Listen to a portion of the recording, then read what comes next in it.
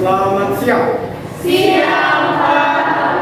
Baik, terima kasih. Nah, jadi pada pagi ini kita akan melanjutkan pembelajaran kita mengenai materi laju reaksi, khususnya submateri faktor-faktor yang mempengaruhi laju reaksi. Nah, pada pertemuan sebelumnya kita telah juga mempelajari tentang konsep laju reaksi dan juga teori tumbuhan. Dan semua ini sangat luar biasa. Oke, Bapak sudah periksa. Hanya ada 4 orang yang tidak tuntas pada konsep laju reaksi. Untuk teori tumbuhan ada 3 orang yang belum tuntas. Nanti akan Bapak kasih 2 tambahan biar memperbaiki nilainya. Nah, jadi sekarang sebelum kita melanjutkan pembelajarannya, ada yang sakit? Tidak ada. Siapa yang tidak hadir hari ini? Mana yang hadir? Siapa yang tidak hadir pada saat ini dan kali lagi siapa yang hadir? Dia. Nah, sebelum kita mulai, ada baiknya kita berdua. 2 kali ini dipimpin oleh si Loren. Ayo untuk sana. Kita bersatu di dalam doa dengan Bapa dan Putra dan Roh Kudus. Amin. Nah, jadi sebelum kita masuk ke nanti percobaan, coba kamu perhatikan ada di sini gambar ya. Kira-kira gambar apa ini? Berapa? Selada. Nah, di situ dibuat makanya apa yang dilakukan agar sayur dan buah tidak cepat busuk? Dimasukkan ke kulkas. Coba angkat tangan, ayo. Dari sekarang, ya silakan si Tania. Dimasukkan ke kulkas, Pak. Artinya dia apa yang kami masukkan dalam kulkas? Kalau iya, didinginkan ya. Perhatikan di sini ada gambar apa itu? Jadi semua buah dimasukkan ke dalam kulkas. Tujuannya tadi supaya suhunya rendah, dingin ya, di bawah 0 Celcius sebagai minus. Nah, biar sayurnya gimana? Ya, berbusuk.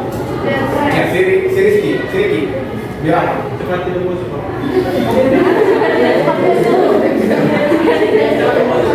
Biar cepat membusuk atau biar lama membusuk? Biar lama, Pak. Ya, biar lama.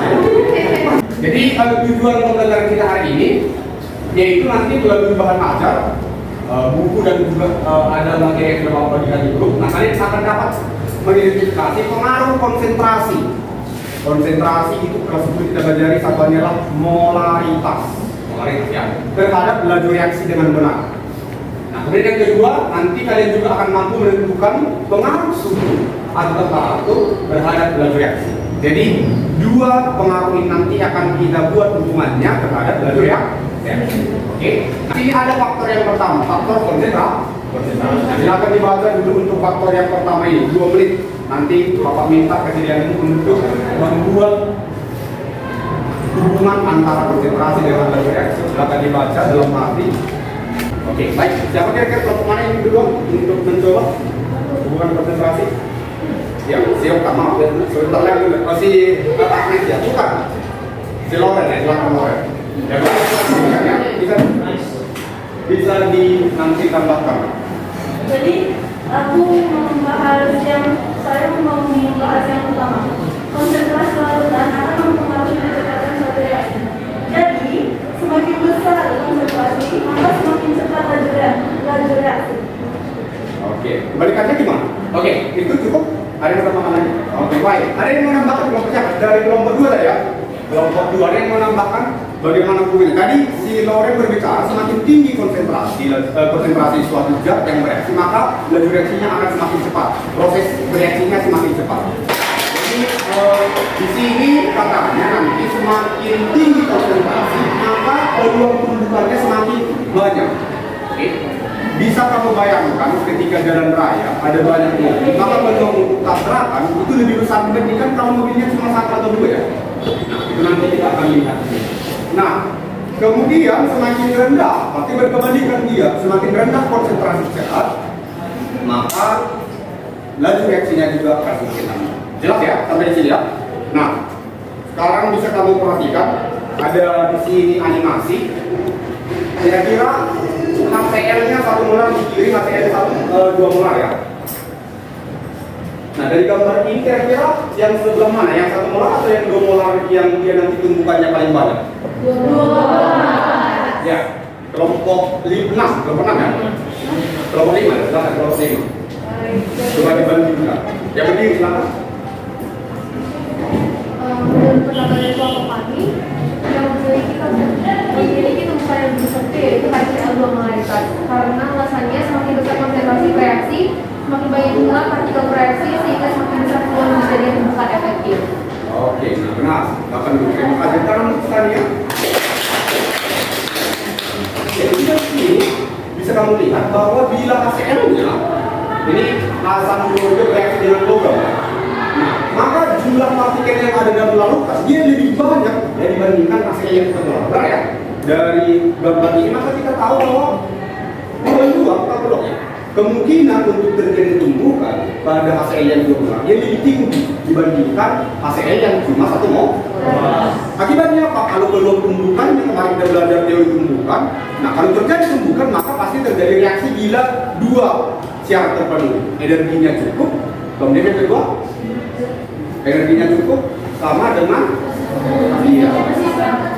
Posisinya ke arahnya tepat. Boleh lupa ya. Nah, itu untuk pengaruh konsentrasi. Sekarang kita perhatikan maksimal sentik saja. Sebelum kita nanti melakukan percobaan. Faktor yang kedua yang kita bahas kali ini adalah faktor temperatur. Temperatur itu suhu. Maka dibaca apa yang bertambah bila suhunya dinaikkan. Oke, baik. Dari kelompok 2 silakan Kezia.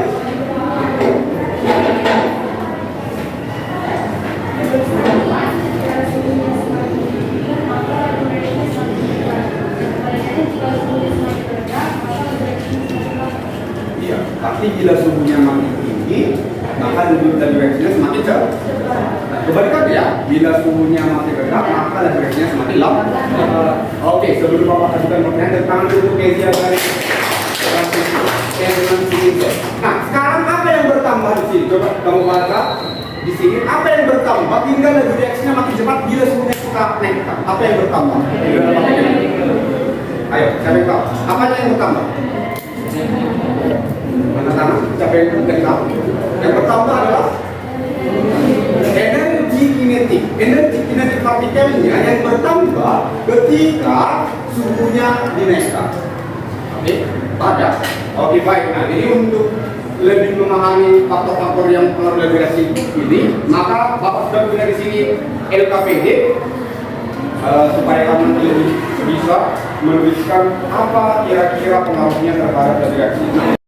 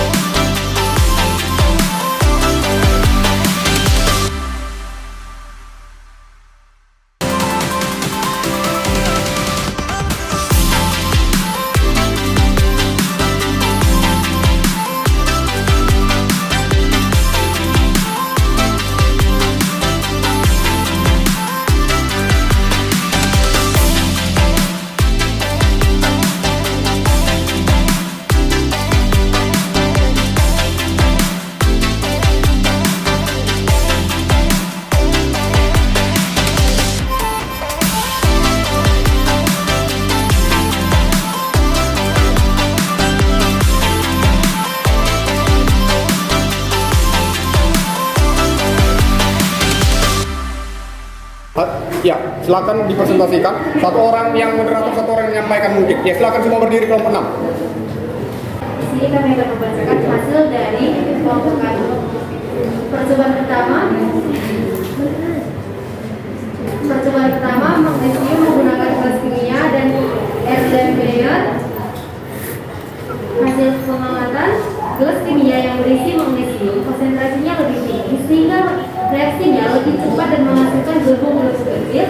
Sedangkan yang di dalam Erlenmeyer reaksinya lebih lama ataupun lambat. Lebih lambat. Oke, baik. Ada yang mau tambahkan lagi dari teman-teman yang lain? Oke, baik. Tepuk tangan untuk kelompok yang ke-6. Ada yang mau memberikan tambahan untuk kelompok 6 dari hasil pernyataan mereka? Ada yang menambahkan? Oke, baik. Mungkin nanti sembari diperbaiki ya. Silakan kelompok 5. Silakan duduk. Tepuk tangan untuk kelompok 6 sekali lagi.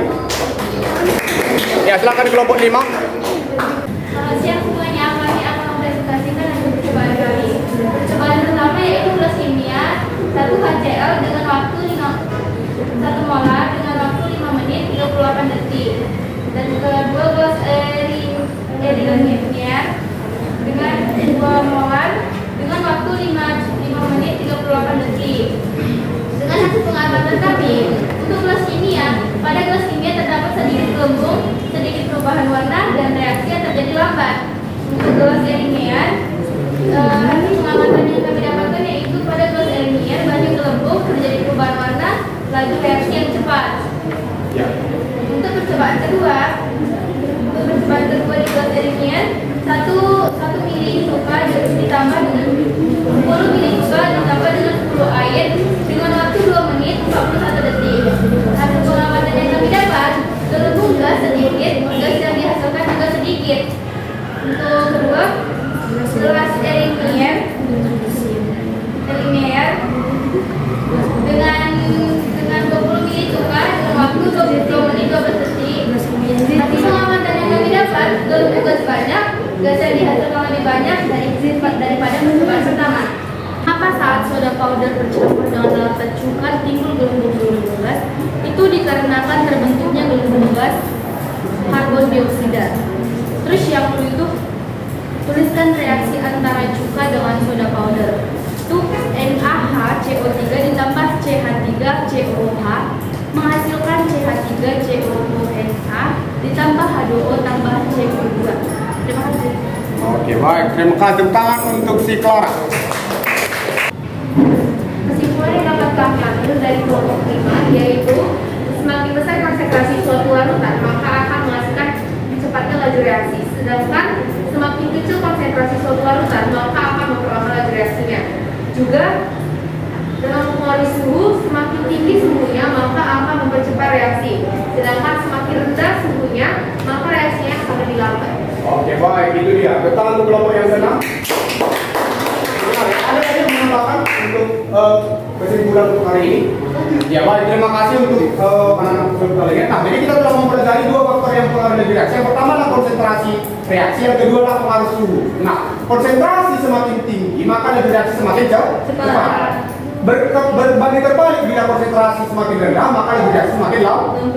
Pengaruh suhu tadi, semakin tinggi suhu reaksi, maka energi kinetiknya bertambah. Akibatnya apa? Ketika energi kinetiknya bertambah, partikel bergerak lebih cepat, yang mengakibatkan proses reaksi lebih cepat. Nah, dibandingkan suhunya yang rendah, maka nanti energi kinetiknya juga rendah, yang mengakibatkan proses reaksi semakin lambat. Oke, baik. Nah, jadi untuk mengukur kemampuanmu, pada saat ini Bapak akan memberikan tes berupa soal, ada sebanyak 5 soal.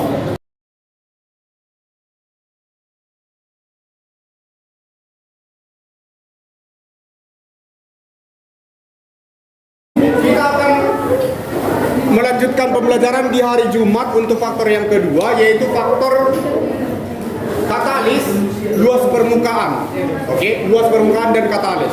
Nah, jadi nanti silakan dibaca di bukunya. Untuk menutup kegiatan kita pada hari ini, kita berdua dipimpin oleh si Aristarchus. Silakan Aris. Dalam Bapa dan Putra Kudus. Amin.